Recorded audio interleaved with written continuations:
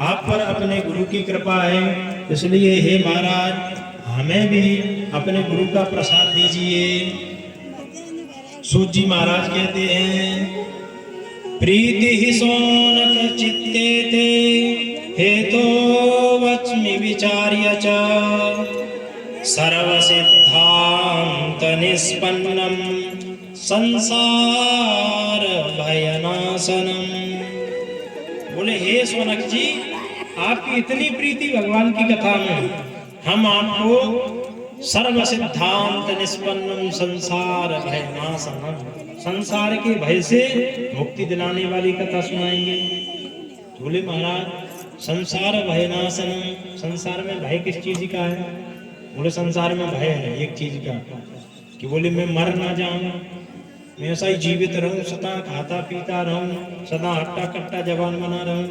मरने से सबको डर लगता है, मर ना जाए तो मरना सबको पड़ता है, नाम ही मृत्यु लोक है, इसमें सबको मरना पड़ता है, तो मरना चाहते नहीं है। बोले बस इसी चीज का भय है कि मरना है नहीं है, मरना पड़ेगा ही।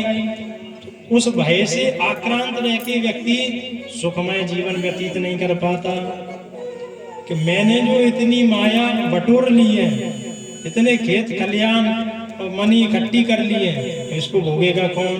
तो मैं सदा जवान बना रहूं, सदा इसको भोगता रहूं। इसी भय में आक्रांत रह के वो सुखमय जीवन व्यतीत नहीं कर पाते। तो बोले हम ऐसी कथा कहेंगे जो संसार के भय का नाश करने वाली है, क्योंकि काल के व्याल में तो सबको जाना है, काल के काल में सब समा जाएंगे, परंतु भय नहीं होना चाहिए। मरना है तो मरना है। परीक्षित जी को श्राप लगा के 7वें दिन मरना है, तो वो मृत्यु का वर्ण करने के लिए तैयार थे कि मैं तो मर ही नहीं सकता, मेरा शरीर नष्ट होगा। शरीर को तो नष्ट होना ही है, ये पांच भौतिक शरीर है, इसको लेके कोई नहीं जा सकता, इसको यहीं छोड़ना पड़ता है।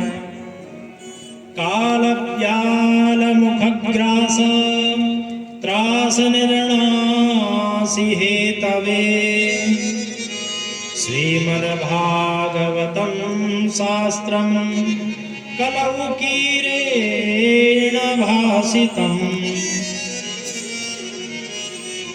बोले काल के व्याल में, काल के गाल में सब समा रहे हैं, तो इस काल के भय को मुक्त करने के लिए कलौकीरेण भासितम्, कीरेण सुखेन। बोले इस कलयुग में श्री सुखदेव महामुनि ने श्री भागवत जी का प्रवचन किया है, इस काल के भय से मुक्ति करने के लिए। सुखदेव जी के द्वारा गाई हुई श्रीमद् भागवत कथा का पान करके व्यक्ति काल के भय से मुक्त हो जाता है। जन्मांतरे भवेत् पुण्यम तदा भागवतम लभे। बोले हर किसी को ये सुलभ नहीं है।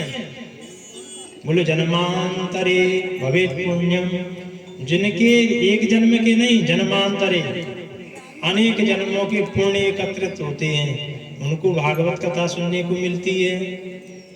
आपके गांव में भी 2-3 हजार आदमी होंगे, पर कितने लोग सुन रहे हैं? उनके पुण्योदय नहीं भाई, वो अपने घर में बैठे हैं, सो रहे हैं। तो जन्मांतरे भवेत् पुण्यम तदा भागवतम लभे। कहीं गए तो भजन ही भजन हो रहे हैं, कथा सुनाई नहीं रहे, भजन में पूरी कथा निकल गई, तो उनके भी पुण्योदय नहीं हुए, कथा मिली ही नहीं सुनने को। जिसके जन्म जन्मांतर के पुण्योदय हो जाते हैं, उसको भागवत की कथा सुनने को मिलती है। नहीं तो भजन मिलेंगे सोने को, नहीं तो सोने को मिलेगा, आके खम्मा से टिक के सो जाएंगे, पूरी कथा कर गई, जब पता चला कि आरती हो रही है। ये भी है, जिसका पुण्य व्यक्ति को कथा में लाता है उसी का कल्याण हो जाता है। इसकी महिमा एक श्लोक में सूत जी ने बताई कि भागवत की कितनी महिमा है। बोले सोनिकादि ऋषियों जब राजा परीक्षित को श्राप लगा कि आज से 7वें दिन तुम्हें तक्षक काट लेगा, तुम्हारी मृत्यु हो जाएगी, तो देवताओं ने क्या किया? सुखदेव जी के सामने, सुखदेव जी कथा सुनाने को उद्यत हुए परीक्षित को, तो देवताओं ने अमृत का कलश लाके सुखदेव जी के सामने रख दिया।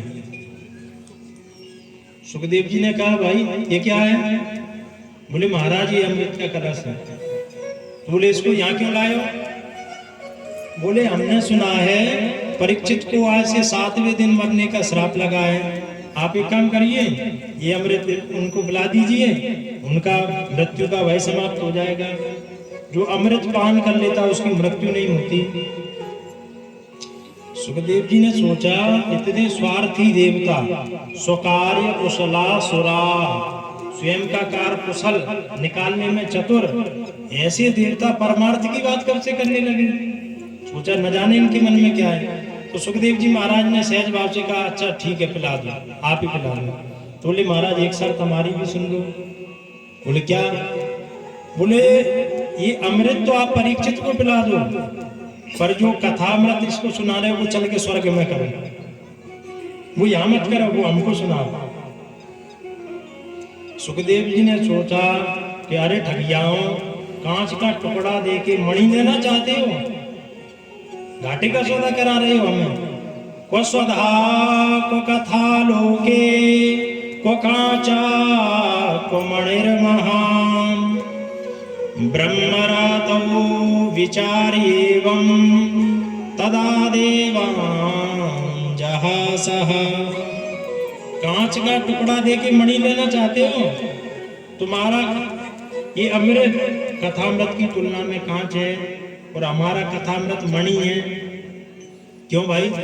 अमृत पी के सब अमर हो जाते तो कांच का टुकड़ा कैसे? बोले समुद्र मंथन से एक कलश अमृत का निकला था सतयुग में, और आज तक चल रहा है।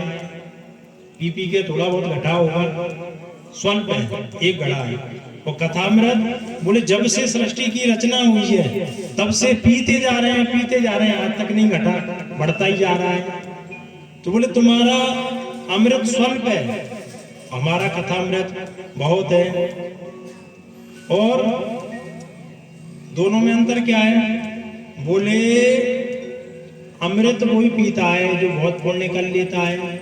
बहुत पुण्य करके जो देव योनि को प्राप्त होते हैं वे स्वर्ग में जाते हैं और स्वर्ग में अमृत पान करने को मिलता है।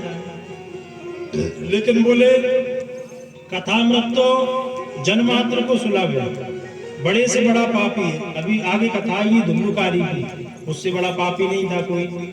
तो बोले ये कथामृत है वो जन्मात्र को सुलभ है, और तुम्हारा जो अमृत है वो उसको देव योनि को प्राप्त करने के पश्चात प्राप्त होता है। इसलिए इसमें भेदभाव बहुत है, हमें नहीं चाहिए। देवताओं को फटकार के सुखदेव जी ने भगा दिया, तुम जैसे ठगियाओं को नहीं सुनाएंगे। यदि तुम श्रद्धा से आते तो तुम्हें भगा थोड़ी देते, परंतु तुम व्यापारी बन के आए हो, विनिमय करना चाहते हो कि ये ले लो और ये दे दो। ये कथा सुनने की विधि नहीं है कि महाराज इतने पैसा ले लो कथा सुना दो हमें, ये विधि नहीं है। श्रद्धा से जो देना है सो सब अपना नाम कर दो, परंतु ये विधि नहीं है, व्यापार नहीं है। विनिमय करना चाहते हो, अमृत देके कथामृत लेना चाहते हो, ये व्यापार हमको नहीं करना है, भागो यहाँ से। भगा दिया। अवक्तास्ताश्च विज्ञाय